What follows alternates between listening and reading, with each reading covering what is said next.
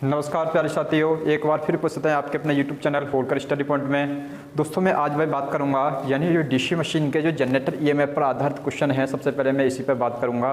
तो दोस्तों क्वेश्चन दिया है, सबसे पहले बात करेंगे क्वेश्चन की। तो क्वेश्चन दिया है एक 6 पोल वेव कुंडलित अर्थात बोल सकते हैं वेव बाइंडिंग डीसी जनरेटर, यानी डीसी जनरेटर को बोला जाता है अर्थात डीसी जनरेटर बोला जाता है। डीसी जनरेटर में 52 स्लॉट हैं अर्थात बोल सकते हैं खांचे हैं, तथा प्रत्येक स्लॉट में 20 कंडक्टर हैं, यानी प्रत्येक स्लॉट इसके अंदर जो कटे होते हैं उसके अंदर 20 कंडक्टर दिए हैं अर्थात चालक दिए हैं। प्रत्येक प्रेरित ईएमएफ अर्थात बोल सकते हैं इंड्यूस्ड ईएमएफ 240 वोल्ट है, तथा फ्लक्स प्रत ध्रुव अर्थात बोल सकते हैं फ्लक्स प्रत पोल 5 मिली वेबर है। ऐसी कंडीशन में दोस्तों इसमें हमें क्वेश्चन के अंदर हमें क्या ज्ञात करनी है, स्पीड ज्ञात करनी है अर्थात बोल सकते हैं यानी आर्मेचर की जो स्पीड क्या होगी क्वेश्चन के अंदर हमें ये ज्ञात करनी है। तो ऐसी कंडीशन में हमें देखना पड़ेगा इसमें सबसे पहले दोस्तों हमारा जो जनरल फार्मूला होता है वो जनरेटर का जो ईएमएफ का फार्मूला होता है EG = होता है दोस्तों phi Z N P Y कितना होता है 60 × A होता है। इतनी बात दोस्तों जरूर सबने पढ़ा होगा, डीसी मशीन के अंतर्गत पढ़ा होगा फार्मूला जो दोस्तों जनरेटर का ईएमएफ इक्वेशन का पढ़ा होगा। इसी प्रकार दोस्तों होता है जनरेटर के लिए बैक ईएमएफ का भी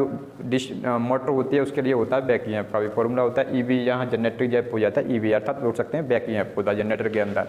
उसके अंदर एक टॉर्क डबल होता है, तो वहाँ पर बैक ईएमएफ के हिसाब से हम बात करते हैं डीसी मोटर की बात करेंगे। अब मैं बात करूंगा जनरेटर के बारे में। दोस्तों क्वेश्चन दिया है जनरेटर की अर्थात बोल सकते हैं जनरेटर के बारे में क्वेश्चन में बात की है, तो हम जनरेटर पर बात करेंगे।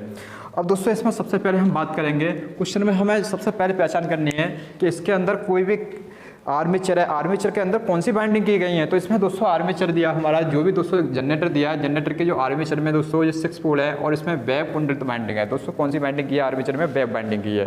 तो इसमें वेव बाइंडिंग के लिए सबसे पहले आपको पता होगा, मैंने बताया था इससे पहले वीडियो में, जो वेव बाइंडिंग होती है तुम्हारी, जो वेव बाइंडिंग के लिए क्या होता है आर्मेचर में समांतर पथों की संख्या दोस्तों होती है हमारी 2 होती है। कितनी होती है 2। इतनी बात जरूर समझ में आई होगी दोस्तों।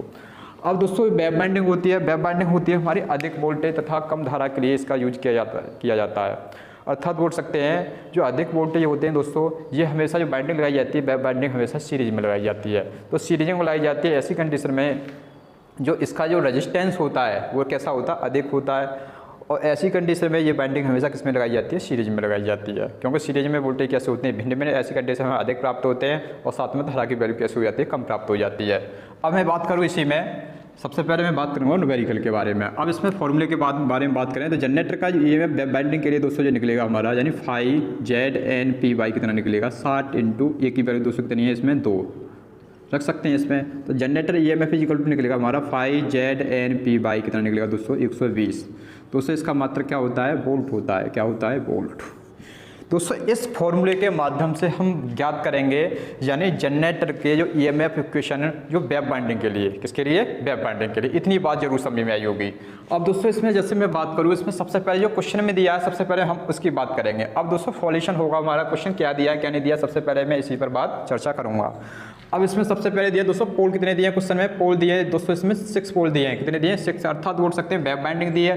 वेव बाइंडिंग के लिए मैंने फॉर्मूला बना दिया तुम्हारा ये। और डीसी जनरेटर में दोस्तों कितने स्लॉट हैं तुम्हारे, 52 स्लॉट हैं। कितने दोस्तों स्लॉट अर्थात बोलते हैं खांचे, क्या बोल सकते हैं खांचे। खांचे कितने दिए हैं इसमें 52 खांचे दिए हैं। कितने दिए हैं 52 खांचे दिए हैं। और खांचे में 20 कंडक्टर दिए हैं, यानी बोल सकते हैं प्रति खांचा कंडक्टर, प्रति खांचे में चालक बोल सकते हैं, प्रति खांचे में चालक। दोस्तों प्रति खांचे में जो चालक दिए हैं कितने दिए हैं 20 दिए हैं अर्थात बोल सकते हैं 20 कंडक्टर दिए हैं। ऐसी कंडीशन में जो इंड्यूस्ड ईएमएफ दिया दोस्तों कितना दिया है, इसे बोल सकते हैं हम जनरेटर ईएमएफ को कितना दिया क्वेश्चन में 2 से 40 वोल्ट दिया है। कितना दिया है 2 से 40 वोल्ट। और तथा फ्लक्स प्रति ध्रुव 5 मिली वेबर दिया अर्थात बोल सकते हैं जो फाई दिया तुम्हारा वो 5 मिली वेबर दिया है। 5 मिली वेबर को हम चेंज करेंगे तो ऐसी कंडीशन में फाई = निकलेगा हमारा 5 × 10⁻³ वेबर। मैंने किस में कर दिया दोस्तों ये यानी वेबर में कन्वर्ट कर दिया, मिली को चेंज कर दिया मैंने। अब दोस्तों हम बात करेंगे इसमें क्वेश्चन में क्या निकालना है हमें इसमें।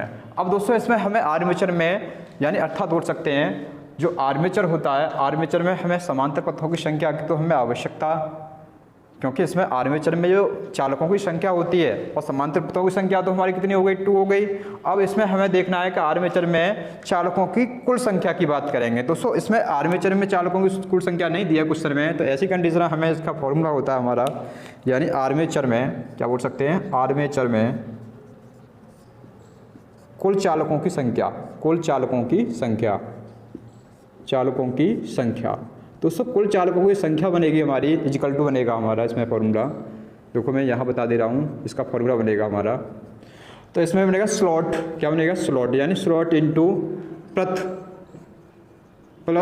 खांचे में चालक बोल सकते हैं, प्रत खांचे में चालक, अर्थात बोल सकता हूँ स्लॉट होते हैं दोस्तों खांचे को भी बोला जाता है। अर्थात जो स्लॉट हैं दोस्तों कितने दिए, 52 स्लॉट दिए हैं, और प्रत्येक स्लॉट में दोस्तों 20 कंडक्टर दिए हैं। तो ऐसी कंडीशन में हमारे टोटल कंडक्टर निकले आएंगे जो आर्मेचर पर जो हैं तुम्हारे आर्मेचर में कुल चालक निकले आएंगे, अर्थात बोल सकते हैं क्या निकलेगा हमारा जेड निकल आएगा दोस्तों, क्या निकलेगा जेड। तो जेड बराबर क्या निकलेगा इसमें 52 वाई कितना होता है 52 इंटू 20, अर्थात बोल सकते हैं 1040 बोल सकते हैं। तो आर्मेचर में चालकों की दोस्तों संख्या होगी हमारी 1040। अब लगा सकते हैं दोस्तों फॉर्मूला दिया है इस पर आसानी से हम लगा सकते हैं। तो दोस्तों इसमें एक फॉर्मूला होता है EG इक्वल टू होगा, तो लगा सकते हैं फ्लक्स कितना दिया दोस्तों। तो देखो दोस्तों N इक्वल टू ज्ञात करेंगे इसी से, तो N इक्वल टू ज्ञात करेंगे तो N बराबर दोस्तों क्या निकलेगा 120 इंटू EG यानी जनरेटर EMF क्रॉस वाला गुणा कर दिया, ऐसे कर दिया 5ZP क्या निकलेगा 5ZP। N बराबर ज्ञात करेंगे तो N बराबर दोस्तों निकलेगा 120 इंटू, और जनरेटर का जो जनरेटर EMF कितना दिया दोस्तों 240 दिया, अर्थात 240 बट्टे फ्लक्स कितना दिया है 5 इंटू कितना दिया 10⁻³ दिया है, कितना दिया 5 इंटू 10⁻³ और आर्मेचर में समांतर पदों की संख्या दी है 140।